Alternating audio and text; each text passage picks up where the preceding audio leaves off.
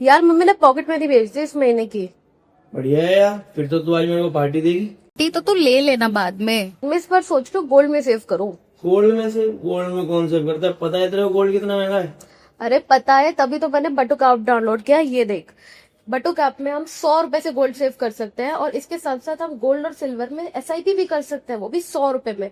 इसका मतलब अगर मैं हर महीने 100 रुपए में एसआईपी करूंगी तो आगे जाके कितना सारा गोल्ड एक्यूमुलेट कर लूंगी। सही है यार।